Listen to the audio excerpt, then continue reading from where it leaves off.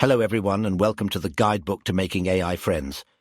I shall be your guide as we look at various issues of artificial intelligence, consciousness, what it is to be a person, and if AI poses an existential risk to humanity. The topic for today is how to tell if you're conscious.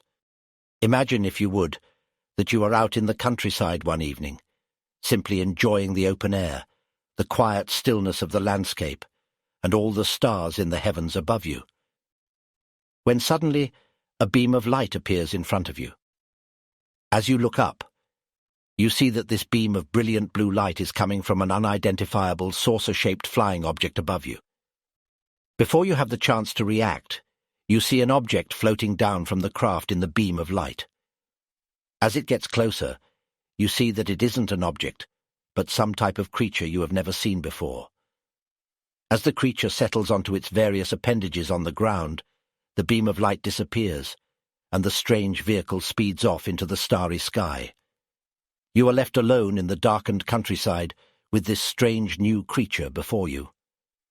Among all the questions you are faced with, such as what is this thing, and will it eat you, there is one rather dry and academic question that would have world-shattering implications.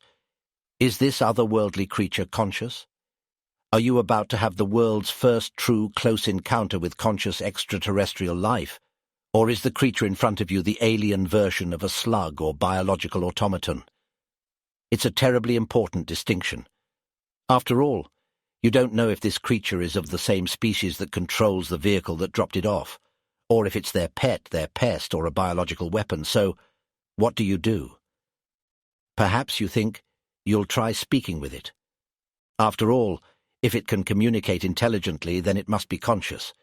You're not sure, however, so you take your phone, open a web browser, and ask ChatGPT about it. But then you realize ChatGPT is communicating intelligently with you, and it's certainly not conscious. So what now? Maybe you think if you take it to a really smart doctor, they can look at its brain and tell if it's conscious. You don't want to ask ChatGPT if you're right this time, so you try Googling it, only to discover that we haven't even found the part of the brain that makes us humans conscious, and neuroscientists, psychologists, and philosophers argue if such a part in the brain even exists. We haven't even agreed on a standard unifying theory of consciousness yet. There are over 100 theories of consciousness, and even if you only pick the most popular 10, they all disagree with each other. Talking to it won't help, and looking at its brain won't help. So what now? You think long and hard, and the creature seems to be patient enough. And finally, you come up with a solution. Maybe you don't need to worry about consciousness itself. We don't know what it is, how it works, or why it's there after all. Yet all things that are conscious share some qualities and attributes. There is a distinct similarity between conscious things and non-conscious things. This must mean that there are certain things, certain qualities, that a thing needs to be conscious, regardless of what that consciousness looks like. What could these building blocks of consciousness be? Well, first, you need to be something. You need an embodiment to house your consciousness. Otherwise, where would your consciousness be, or how would it interact with the world? Secondly, you need to have a way to perceive the world. You need a way to connect the consciousness inside you with the world outside you. To go with perception, you also need to be able to pay attention.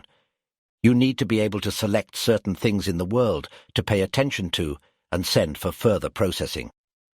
The next 3 building blocks are all about how the brain works, or if the thing in question doesn't have a brain per se, how its cognitive architecture works. Your brain needs recurrent processing, a working memory, and the ability to create inferences. What this means is that your brain needs to work together as a whole to process information. Consciousness isn't just a part of your brain, it's spread throughout. While this processing of information jumps back and forth, it needs to be temporarily stored somewhere. That somewhere is your working memory. Like RAM in your computer, working memory stores information while it is being worked on. Without working memory, the information your brain is trying to work on would just flitter away. Inferences are one of the biggest puzzle pieces of consciousness. This is where your brain creates new information, instead of just taking it in from the inside. This new information is uniquely yours, and that makes it key to your own subjective conscious state. Consciousness is not something you perceive, something you download from the outside. It's something you are. That means you need to create it via inferences of the information that you do get from the outside world. But it's not just the basic information from the outside world you're working on, is it? Your brain works on thoughts, feelings, emotions, imaginations, all sorts of things that are abstract things. This means that your brain first needs to turn the information from the outside world into abstract information to work on. This is called meta-representation. Your brain creates a representation of the outside world, and then creates representations of those representations, and then more representations of those representations. And once all these processes and computations and inferences and representations have happened, your brain then creates outputs of the data into something that you can actually experience. This data output is as important as the data input that started everything, since if you can't experience what's going on in your brain, you aren't actually conscious, are you? The ninth and last building block is that you need to have some sense of awareness, an understanding of what's going on. You don't need to know or understand that your brain can recurrently process data, but you do need to know that you are perceiving information, and that it's you who is doing the experiencing. It's not complete self-awareness that you need, but just enough to know that you are experiencing something. If you have all these building blocks, then there's every indication that the thing in question is conscious. If you think otherwise, you'd have a large hill to climb to prove it. With all the building blocks in place, the evidence for consciousness is overwhelming. So, with your handy building blocks guidebook in hand, you can now start talking with the strange, extraterrestrial creature in front of you. While talking to it itself won't prove anything, it could help answer your questions about whether it has these building blocks. And when you present your epical discovery to the world, you're sure that the globe scientists could verify the creature's building blocks. If you want to know more about the building blocks, and read a whole academic paper about them, I've got good news for you.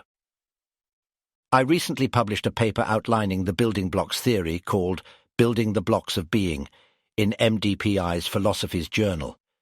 You can find a link to it in the description below. And that is all the time we have for today.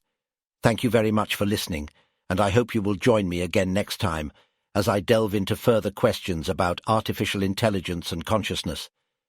I have been your guide, and this has been the guidebook to making AI friends.